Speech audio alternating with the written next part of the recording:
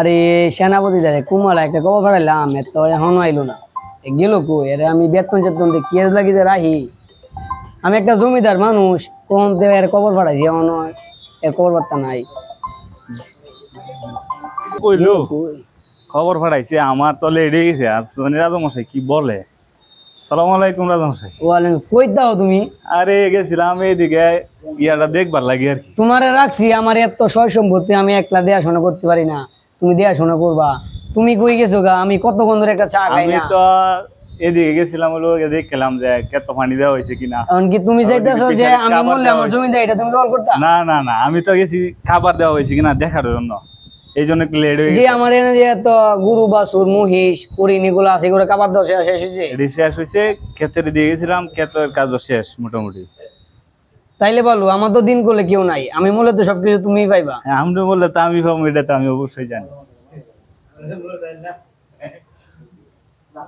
সেই রাজার সেটটার মধ্যে কবে যে বইয়া ইস স্বপ্ন।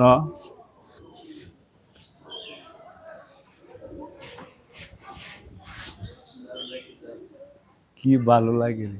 সেনাপতি সাহেব আরে দোস্ত আপনি আরে আইনে রাজামশাইয়ের সেরবো আইল না দেখতেছি একটু ট্রাই করে ভবিষ্যৎ রাজা হওয়ার ও চিন্তা ভাবনা। অন দিয়ে আইনের লগে আমি একটা গুরুত্বপূর্ণ আলাপ করতাম আসলাম। কি আর আপনার? আইনে বোন আইনে সেনাপতি সাহেব রাজামশাই তো কইতেন। রাজামশাই মরলে তো এটার উত্তরাধিকারী আইন আচ্ছা আর আমি আমার কপালটা যদি কুলে আমরা দুজনে মিলে একটা পরামর্শ করি। এখন এখন কত হইছে হুম রাজার দিয়ে অত ধন সম্পদ হুম এটা তো মনে হয় যে রাজা যদি মরে জাগা রাজার তো কেউ নাই গা। এই তো আইনে যদি মনে হয় যে রাজা যদি মরে জাগা তে তো মালিক আইন হয় রাজার তো কেউ নাই, রাজা মরলে তো আমি মানে এই আর আইনে মালিক হইলে আমি আইনের জায়গাটা আয় করতে পারবা। ওইলো হইলো রাজা মরুক না, রাজা মরলে তো এই জায়গা তোমার লাগে রাখছি দোস্ত। তো মনে হয় যে আইনের এই সেটটার যত্ন সহকারে আমি ধুয়ে ফুচে রাখবা। অবশ্যই আইনের এটা যা কিছু আছে এটা সব আমি দেখে শিখে রাখবা। ঠিক আছে, তুমি বন্ধের এই এখন যে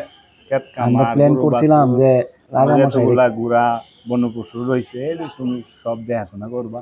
আচ্ছা এই দেহ বছরটি আছে রাজারে কেমনি মারো এটা পরবর্তীতে রাজা তো আমরা এমনি মরে যাইব গা।